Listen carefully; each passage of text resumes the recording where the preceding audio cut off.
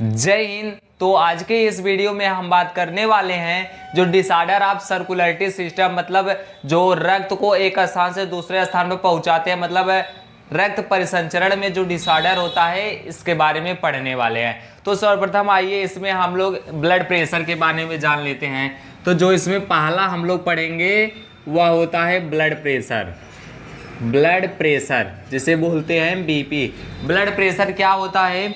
Blood pressure होता है कि हार्ट के ब्लड वेसल्स के अंदर जो ब्लड प्रेशर लगाता है, मतलब जैसे मान लीजिए अगर यह क्या है, यह है ब्लड वेसल्स, यह है ब्लड वेसल्स तथा इसके अंदर ब्लड जा रहा है, तो जो ब्लड है वह इसके दीवारों पर इस टाइप से ऐसे ऐसे प्रेशर लगाएगा ना, तो जिसे क्या बोलेंगे? Blood pressure. तो जो ब्लड होता है ब्लड वेसल्स के अंदर प्रेशर लगाता है, जिसे बोलेंगे ब्लड प्रेशर। तो यह जो ब्लड प्रेशर होता है सामान्यतः normal blood pressure, normal BP जो होता है वो होता है 120। जो नॉर्मल ब्लड प्रेशर होता है, नॉर्मल बीपी, वह कितना होता है? 110 से 140, 110/70 से 140/90। इसे क्या बोलेंगे? Normal blood pressure, normal blood pressure. और एक होता है 120/80 या MMHg क्यों होता है? क्योंकि इसे जो जिसके द्वारा मापते हैं ना वह mm में होता है और उसके अंदर पारा भरा होता है। जिसके द्वारा ब्लड प्रेशर को मापते हैं वह mm में होता है, उसके अंदर पारा भरा होता है, इसलिए यहाँ पर MMHg लिखते हैं। और जो नॉर्मल ब्लड प्रेशर होता है वह 120/80 है। तो सभी लोग कहते हैं कि 120/80 mmHg होता है, लेकिन अगर किसी भी व्यक्ति का ब्लड प्रेशर अगर 110/70 है तो वह भी नॉर्मल है, और 140/90 है तो भी नॉर्मल है, और 120/80 है तो भी नॉर्मल है। ऐसा नहीं है कि 140/90 होगा वह हाई ब्लड प्रेशर होगा, नहीं। जो ये तीनों प्रक्रम हैं यह नॉर्मल ब्लड प्रेशर के हैं। अब जो हाई ब्लड प्रेशर होता है वह कितना होता है? 140/90, 140/90 mmHg से ज़्यादा, 140/90 mmHg से ज़्यादा। तो इसे क्या बोलेंगे? हाई ब्लड प्रेशर, जिसके कारण इसे क्या बोलते हैं? Hyper blood pressure. इसे बोलेंगे hyper blood pressure, hyper blood pressure. जो हाई ब्लड प्रेशर होता है इसे हाइपर ब्लड प्रेशर या हाइपर टेंशन भी बोलते हैं। हाइपर ब्लड प्रेशर या हाइपर टेंशन भी बोलते हैं। Hyper tension. High blood pressure कब होता है? जब ब्लड प्रेशर 140/90 mmHg से ज़्यादा होता है तो उसे हाइपर ब्लड प्रेशर या हाइपर टेंशन बोलते हैं। फिर एक होता है low blood pressure. Low blood pressure यह क्या होता है? 110/70 mmHg से कम होता है, 110/70 mmHg से कम होता है। तो इसे क्या बोलेंगे? मान लीजिए इसे क्या बोलते हैं? इसे बोलते हैं हाइपरटेंशन, हाइपरटेंशन। और इसे क्या बोलेंगे तब? इसे बोलेंगे तब हाइपोटेंशन। तब इसे क्या बोलेंगे? हाइपोटेंशन। तो इस प्रकार से जो बीपी होता है व्यक्ति का इस प्रकार से होता है। नॉर्मल ब्लड प्रेशर इतना होता है, हाई ब्लड प्रेशर इतना होता है, लो ब्लड प्रेशर इतना होता है। हाई ब्लड प्रेशर में व्यक्ति को डॉक्टर सलाह देते हैं कि मतलब वो थोड़ा नमक की मात्रा कम करें और जो तेली पदार्थ है उसकी मात्रा कम करें। और जो लो ब्लड प्रेशर होता है इसमें व्यक्ति सलाह देते हैं कि मतलब केले का पपीते का पत्ता और बकरी का दूध और नमक का ज़्यादा सेवन करें, कीवी का फल का ज़्यादा सेवन करें। तो यह सब होता है ब्लड प्रेशर। फिर इसमें दूसरा हम लोग पढ़ेंगे कोरोनरी आर्टरी डिजीज। इसमें दूसरा क्या पढ़ेंगे? कोरोनरी आर्टरी डिजीज, जिसे बोलते हैं CAD, कोरोनरी आर्टरी डिजीज जिसे बोलते हैं CAD, और इसका एक नाम क्या है, एथेरोस्क्लेरोसिस। एथेरोस्क्लेरोसिस,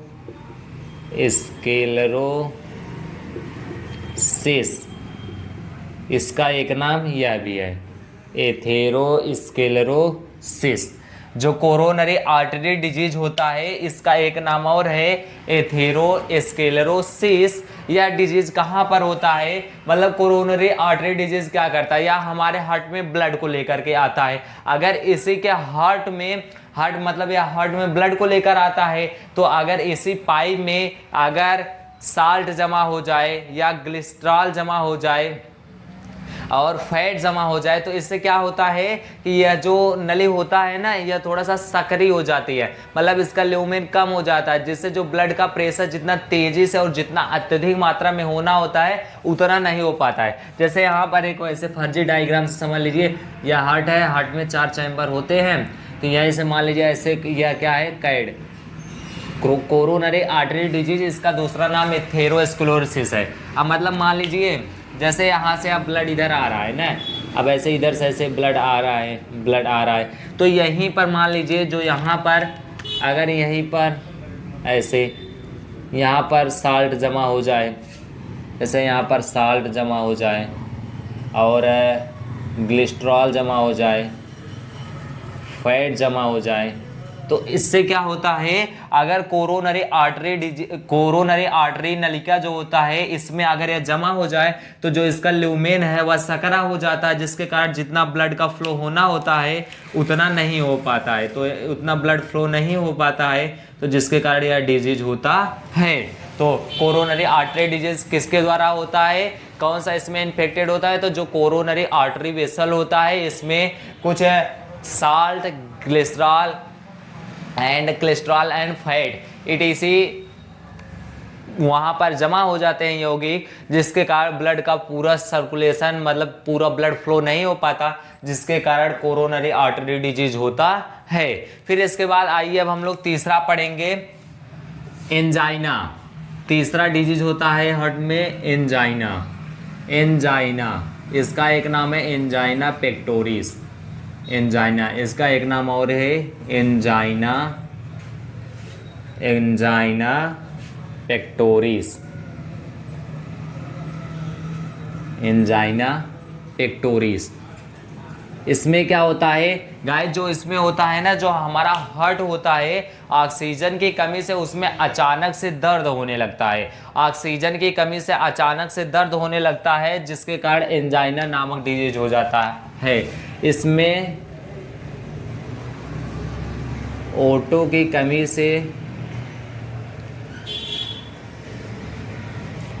की कमी से अचानक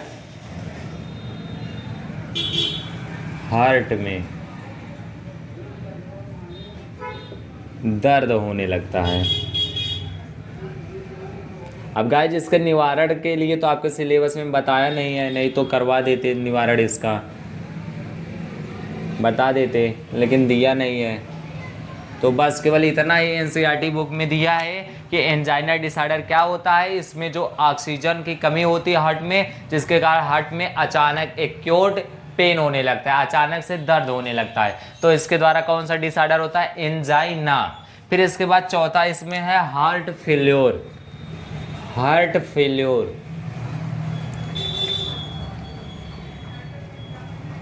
हार्ट फेल्योर क्या होता है, मतलब जो होता है, देखिए हमारे हार्ट में क्या पाए जाते हैं, नोडल टिश्यू में एक टिश्यू होता है यस्से नोड।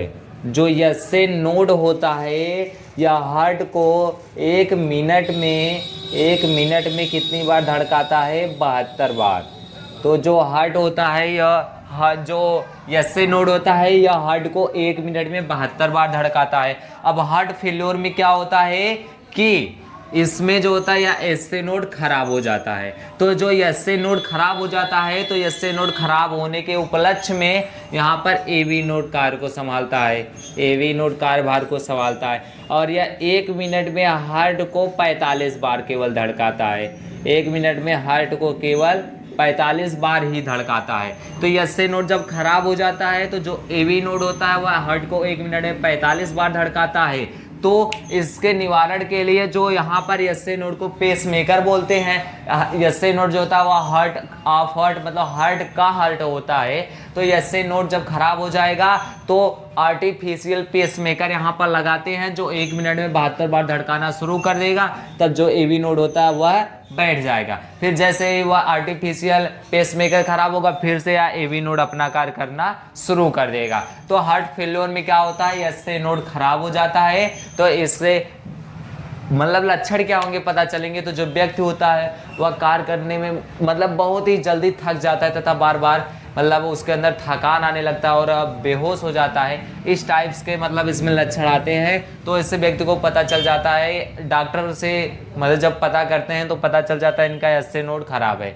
तो इसमें एवी नोड कार्य को संभालता है। ऐसा नहीं है कि मतलब व्यक्ति मर जाएगा, लेकिन हाँ अगर इसका उचित इलाज नहीं किया जाएगा तब, नहीं तो एवी नोड थोड़ा बहुत संभालेगा। फिर इसके बाद इसमें 5वां आता है। जो 5वां है वह 5वां क्या आता है, heart attack. Heart attack, heart attack यह क्या होता है। तो मान लीजिए जैसे यह हार्ट है ना, यहाँ पर बनाते हैं। जैसे मान लीजिए यह हार्ट है और हार्ट में 4 चैम्बर होते हैं। तो अब मान ली यहाँ पर कोरोनरी आर्टरी डिजीज है।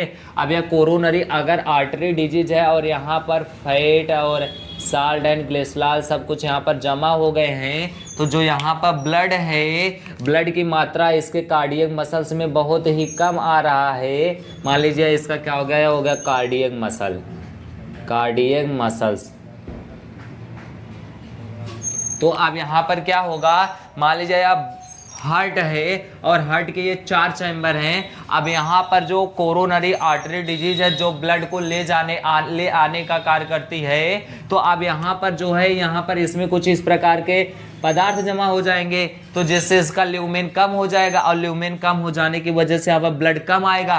तो जब अचानक से जब कोरोनरी जो आर्टरी है या अवरुद्ध हो जाएगी और ब्लड बहुत कम आएगा, तो जो कार्डियक मसल है अचानक से क्षतिपूर्ण हो जाता है। और पहली बार में लगभग यह बहुत ही कम क्षतिपूर्ति होता है।